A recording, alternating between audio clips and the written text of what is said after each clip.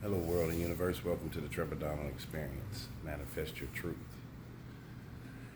And there has been recently, and over the last few years, several celebrities that have been accused of sexual misconduct. And this whole Me Too movement started kind of with Michael Jackson, Bill Cosby, R. Kelly, Harvey Weinstein, and they now have this thing called the Survivors Act. It's particularly in New York, that's about to expire. So there's been a plethora of women that have come out with accusations against famous people.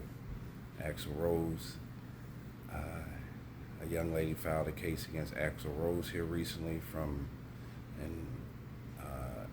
a situation that took place back in 1989. It's 34 years ago.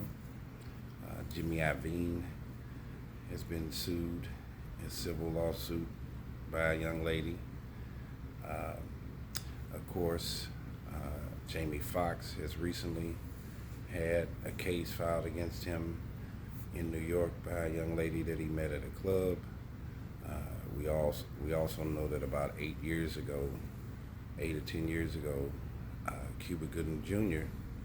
had 3 or 4 cases against him. One where he stuck his tongue down a young lady's throat at a bar.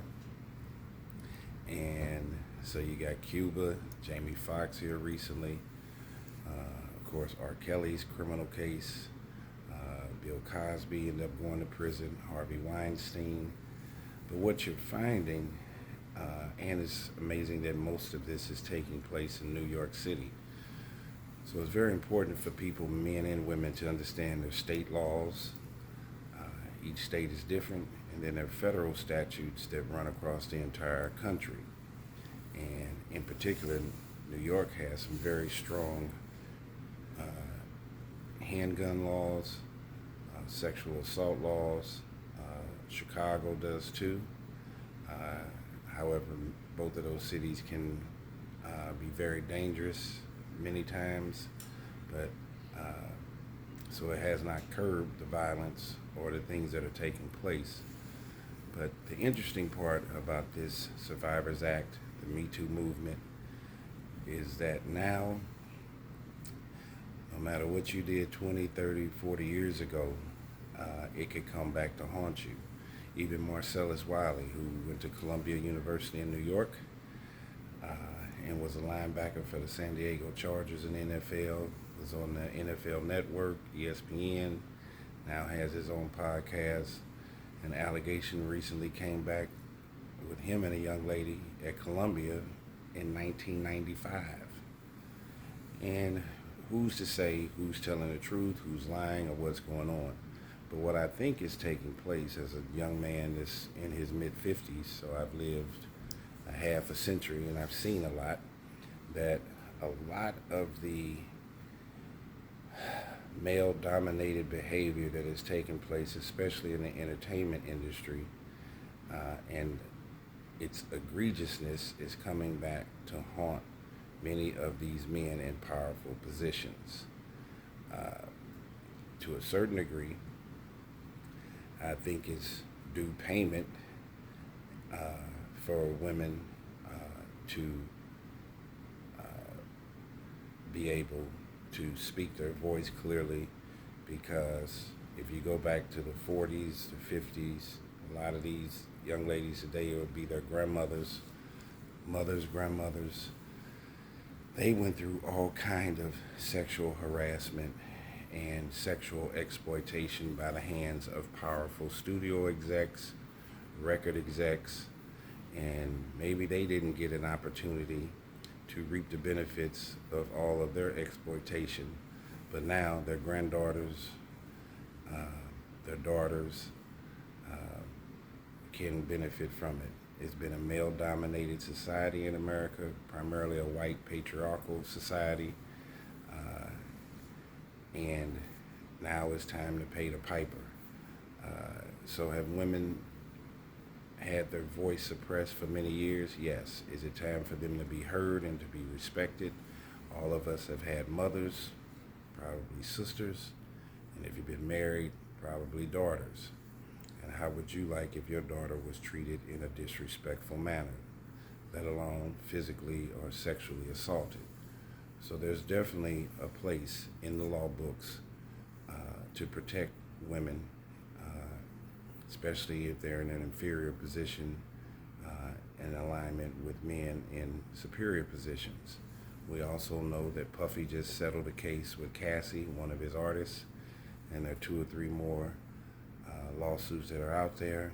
He's also being investigated criminally for RICO charges. His scenario sounds very similar to R. Kelly. But one of the problems that I do see with and you have Gloria Aldred, who is the attorney for many of these women on these cases. Many people don't like her. They feel like she's exploitive to the women, and any kind of money grab she can get that's based on female versus male in any kind of superior versus inferior circumstance, she topples on top of that. That's kind of her expertise, and she has a way to be able to get lots of money out of many of these powerful men, and it's definitely needed. As I said to you before, this has been a white male-dominated society, and sometimes these egos need to be burst. You just can't go around doing anything and everything to anybody, whether it's women, minorities, or any of that nature. But the pendulum has swung so far to the left where since the 40s up until now, white males and or males in powerful positions have been able to do whatever they want and not have to get called on it. And so now you went from men could do whatever they want to now you being accused of stuff that you don't even remember that you did. So we need to have some kind of medium and a barrier. The pendulum shouldn't be so far to the left or so far to the right, where you're bringing up cases from 30 and 35 years ago. How in the world does anybody remember or know exactly what's going on? Now, I know the victims do, but so much time that has passed, and where is the evidence to show that any of these kinds of terrible circumstances or experiences have taken place? It's the same way with the police.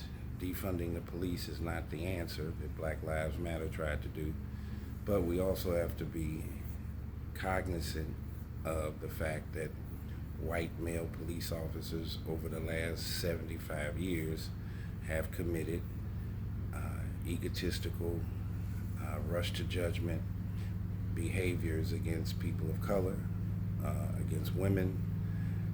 So there needs to be some tempering on people in power dealing with people that have less power than them.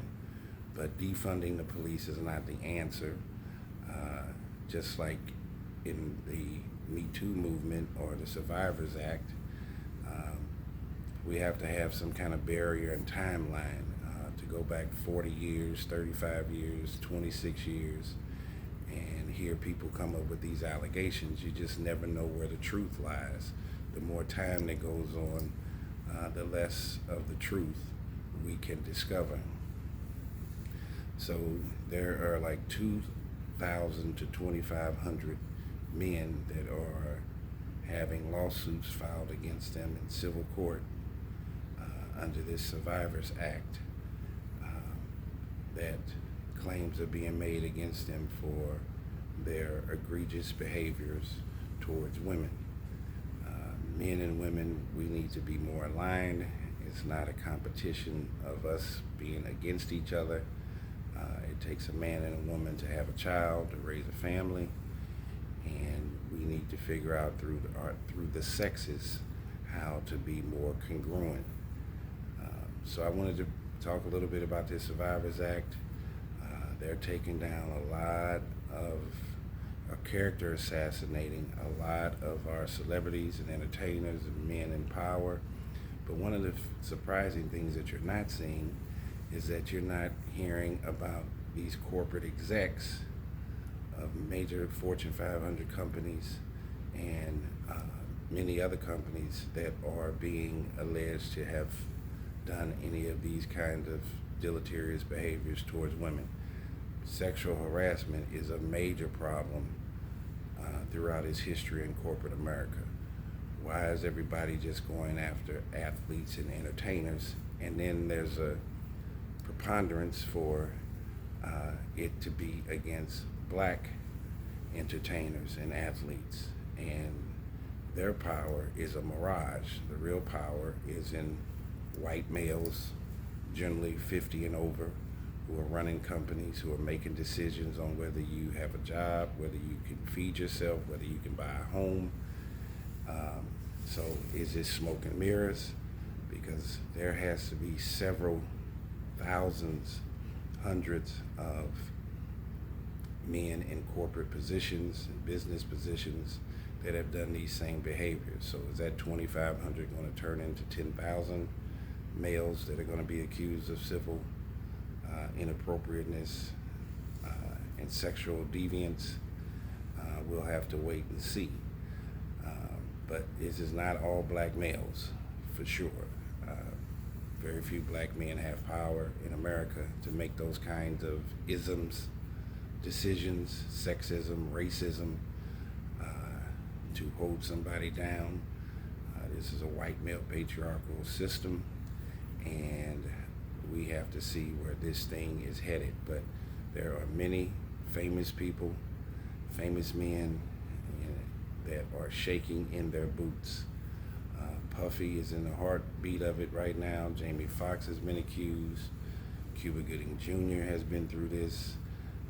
They're saying Axl Rose, Jimmy Iovine, and we're just gonna have to see where this thing lies. But chasing the bag by any means necessary, and the kinds of allegations and character assassination that is at its premium in today's time because of social media. You can put any kind of salacious allegation to get someone out by a push of a button, whether it's truthful or not. And in today's time, being character assassinated stays with you forever. You make a mistake today and it lasts forever, even if it's a false allegation. So let's manifest our truth in the right direction, stay positive and righteous, and let's get along better, whether it's the sexes, male, female, or the race, our races, our genders. Everybody's God's children, and we need to try to make America a better place, but it seems like we're losing our moral and ethical fabric each and every day.